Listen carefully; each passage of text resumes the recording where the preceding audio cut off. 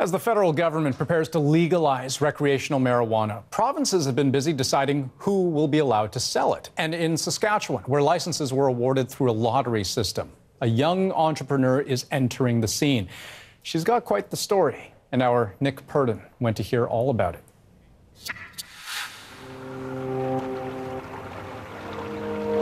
I went into shock, like, straight up. I just was completely, whew.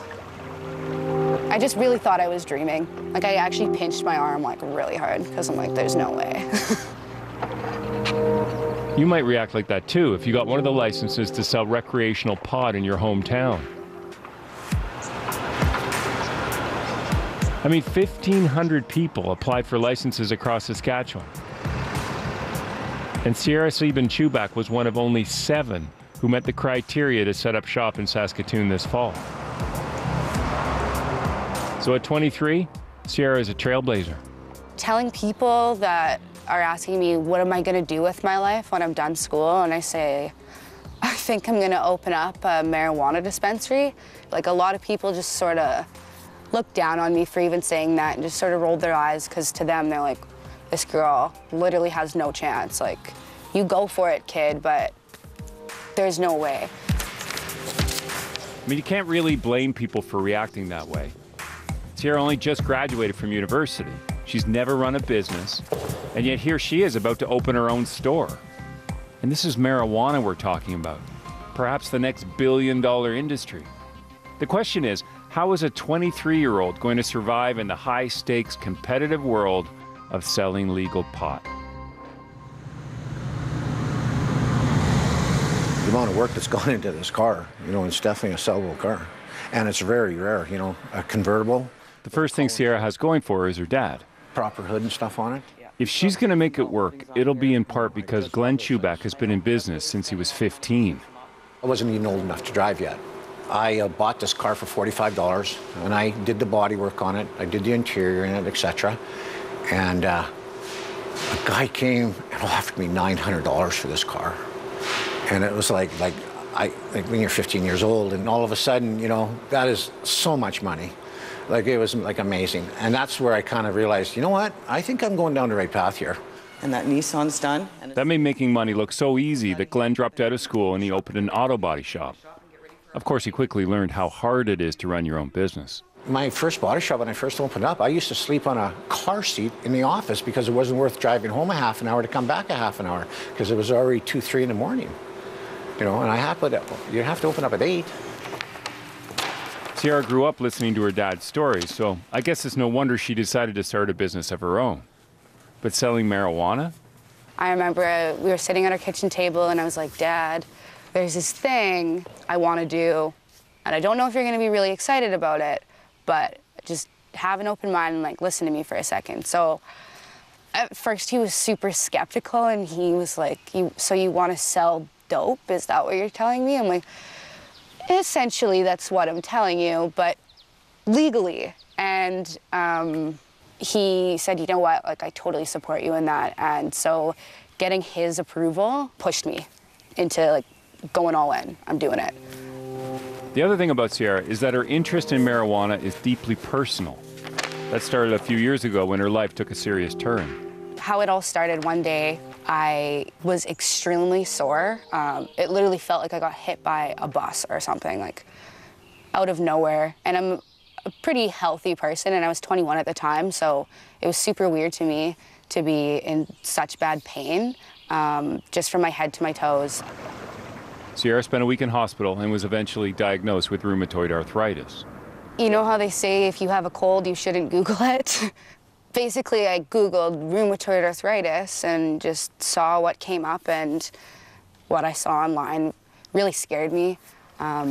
Disfigured hands and feet, and people would end up being in wheelchairs and lose your mobility, essentially.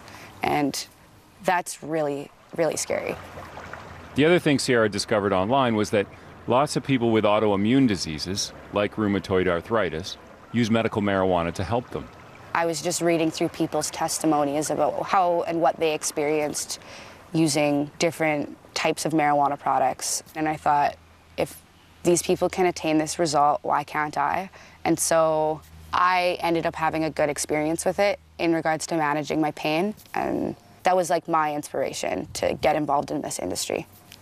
To me, that's be nice on a white t-shirt or something because it's got some color. So Sierra believes her business will work because she truly believes in the product. Though with pot set to become legal in just a few months, belief only gets you so far. Yeah. You know, that one actually isn't too bad. I kind of like that because it makes it's not green. Like Sierra has a million things to do, like picking a logo with her dad. Yeah, because I feel like it's representative of the words Living Skies. But it doesn't represent your name at all. Cannabis is overpowering your name, Living Skies. No, it's not what I'm saying. It's pretty obvious that Sierra and her dad don't always see eye to eye. After all, he's self-made, he's hands-on, and she just graduated from business school. Yeah, of course.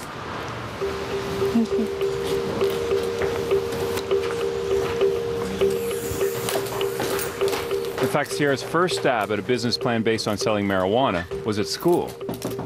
Hey. Hi. How's it going? Good to see you. In Lee Swanson's entrepreneur class at the University of Saskatchewan. I know, who would have thought, right? The truth is, that didn't start very well. Lee almost failed her. But with his help, she worked on the idea, and now, even though she's graduated, he's helping her in any way he can.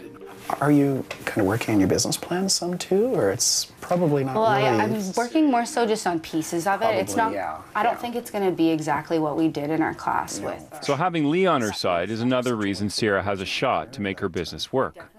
Still, he acknowledges it won't be easy. And then I was able to. Business like this is going to attract lots of big competitors. I think people are seeing the potential with this, and so it's tough to be in retail in the first place. And this is going to be one tough area. Do you think you'll ever go in and buy some of her product? Good question. Probably not, but that's, oh geez, I'm not sure how to answer this one. That's a good question. I mean, the fact that Lee isn't comfortable answering says a lot about the stigma that still clouds marijuana. And that's another of Sierra's challenges. I feel like marijuana in general shouldn't be such a taboo subject. We need to educate people about it because I feel like a lot of people have negative opinions about it. And by having this business, I can work to change people's minds about it. I'm not saying that everyone needs to come in and buy my product, but just to be more accepting of it overall. Of course, you can't do all that if your store isn't up and running. Right now, we'll take a look. It's just an empty room. Oh, I just love this space. Every time I come in here, I still like it so much. It's got so much potential. Yeah. It's going to be really nice. Yeah. Dad's not just here as dad, he's also overseeing the renovation.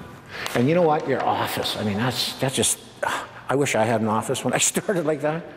But this isn't like when Dad was starting out at all. I mean, this is marijuana we're talking about. Nobody has ever legally sold recreational pot in Canada before. Do you worry about it? Is there anything? Of course I do. What do you worry about? The type of business she's in, you know? What about it? What do you mean? She's selling pot, you know? So you're more so just worried about like my safety and all of this Yeah. in this industry. I'll be okay, Dad. I mean, you have to be, right? Yeah. This is what you want. What's it like working so closely with your dad? Is it ever too much? Do you ever want to punch him? Or? Oh, yeah. Yes. Yes. I mean, who ever sees eye to eye with their dad on everything, you know? This is not easy. It's not always easy working with your family on things, but it's also nice to work with your family on things because you know at the end of the day they're going to love you no matter what. And, you know, I'm really glad I can do this with her. So many people can't do this with their daughters. You know, so at the end of the day, when it's all said and done, We got it. Sierra and her dad are in uncharted territory. Who knows if they'll be successful? But then again, maybe they already are. I love you. Nick Purdon, CBC News, Saskatoon. So the date on Sierra and her dad's calendar, October 17th. That's when recreational pot goes legal across the country. And that's really just the beginning of a whole new chapter, well beyond Sierra's story, because there's still questions about enforcement, like the ability of police to spot impaired drivers, and also concerns about crossing the border into the U.S.